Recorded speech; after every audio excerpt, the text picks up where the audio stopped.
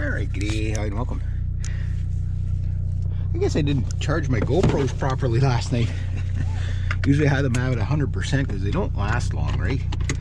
And get some of that pollen off my...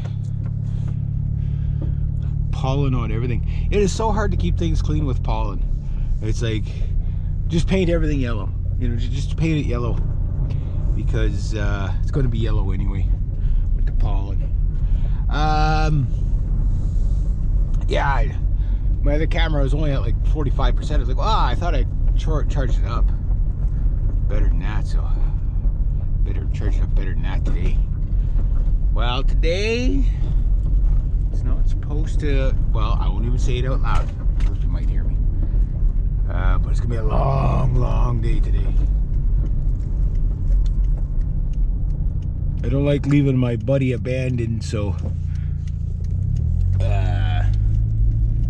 normally I have my other client today normal. Yesterday's client was off sick, and today's client is normal, but I'm only going to do one property, which I'm off to do now.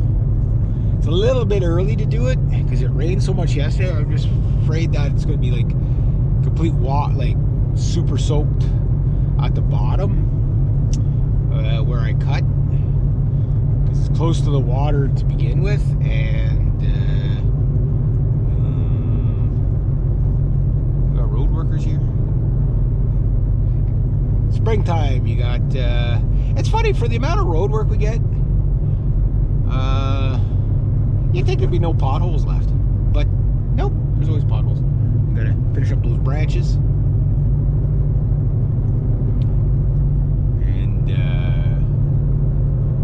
Digging something there. What are they doing? What are they doing? I don't know what they're doing. And then I got some scrap metal to get there. Tried to start my truck the other day. Now I started thinking maybe I didn't tighten my battery post down enough, but I thought it was just my battery wasn't strong enough. But then a horrible thought came into my head. It's like, I hope it's not what I think. You know, I hope it's not my starter seized up, because when your vehicle sits there, and it only takes like a winter too. Like, you don't start your vehicle for like 6 months. Suddenly everything just seizes up on you, like all the pulleys and all that stuff, and then you can't start your vehicle. That's what happened to my red Ford Freddy. Yeah, his pulleys all seized up. So I sprayed the pulley with some penetrating spray. I'll see if I can get it started Saturday or Sunday. I worked on the boat a bit. Got a lot of work to do on that boat. I'd like to sell it just because I don't have time for it. You know, it'd be different if I had a garage where I could work on stuff all winter. I just like have all my broken, then you don't care. It's like, okay, it takes you 6-7 years to fix everything. Who cares? You know, but you got a place where you can tear something apart. Like, I need a place, okay? Okay, this is what I need. Now, this is being reasonable now. Hear me out. First, I get a garage that can fit all my broken toys. So all my trucks, motorcycles to be. All my big boat, maybe another speedboat. I'm starting to look at speedboats. I've never been a speedboat guy, but like a small speedboat, not a. Yeah, I'd love to have a, you know, what you call it, an MTI, but I don't have $1 million. One of those double hull 200 mile per hour beasts, or, you know, 50 feet long. That'd be, yeah, I think, yeah. It's like I gotta go to Europe. Yeah, in 14 hours. No, it wouldn't even take you 14 hours at 200 miles an hour.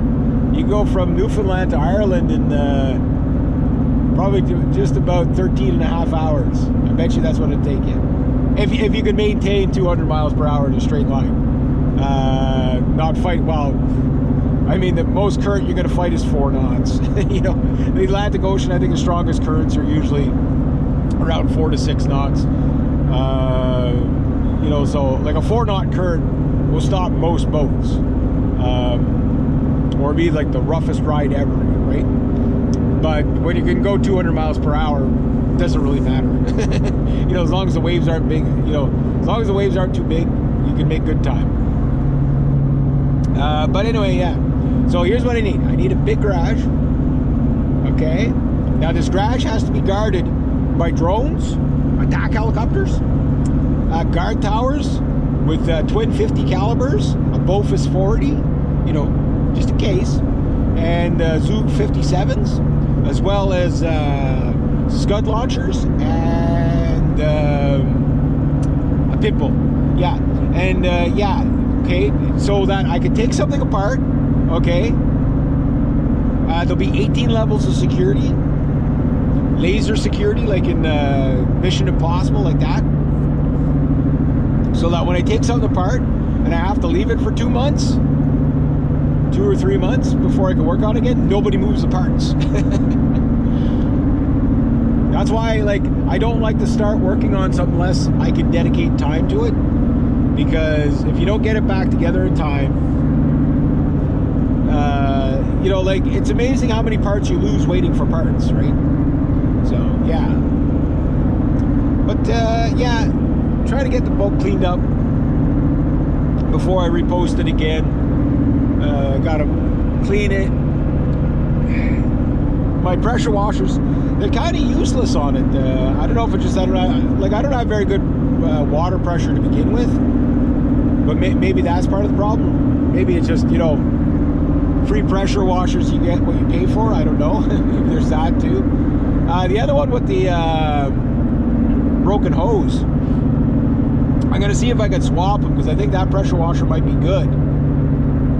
And because my dad used, like, I tried that one pressure washer. I tried, it worked fine the first time I tried it. I cleaned half my car with it, and I was like, okay, that's fine, that'll do the job, but it doesn't clean my boat, and it seems like it's down on pressure. So it's like, don't tell me it's broke already, you know what I mean? It's hard to say. It's hard to say. Because that would save so much effort, you know what I mean, to be able to pressure washer things. You know, and be quick, you know what I mean? But no, I'm back to scrubbing it by hand. And scrubbing it by hand is just tedious as hell. Like, you can't keep it clean. Like, it's just, you can't do it. You know what I mean? You're cleaning it all the time. But mind you, once you get the heavy grub off, as long as it, like, problem is I didn't have a chance to clean it at all last year, so I'm cleaning all that mess from last year, so that it's really caked on there, right? So now, you know, I can just get a pail and a mop it up once I got the hard stuff off it. But it's just, to get the hard stuff off the boat is really hard. Now the garden hose works okay to a degree for rinsing it and stuff like that, but it doesn't really remove anything. You still got to do a lot of scrubbing, right? So yeah, as soon as I get it cleaned enough that I can deoxidize the deck, which is I got to do that. Deoxidize the deck, wax it, polish it, and then I should be good for a little while, you know. Like, as long as I get one waxing and polishing per season, it's not so bad. My goal is to get 2, but it fights off the osmosis, right? So, but washing it is the number one, because, like, the boat gets really chalky, right? And when you use the buffer on it, it takes away that chalkiness when you use the stripping compound, right? So the hardest part is the anti-skid. Like, the sides of the back of the tansim and all, that's easy, but yeah, the top where the anti-skid is, just, it's a nightmare to do that stuff. Like, it's, how do you keep it clean, right? You can pressure washer it, but it just stains and everything like that. Now, I've seen some people using different things. Obviously, I'm very conscientious about the environment, so I won't use, like, things like toilet bowl cleaner or something like that there, because I mean, like, my drinking water's, you know, in the ground there. Like, I don't have city water, right? So I don't really want to be using stuff like that could seep into the water. I mean, by the time it'd get there, it wouldn't really have that much of an effect, but you know, even still, right? So I'm trying to find the more environmental friendly ways to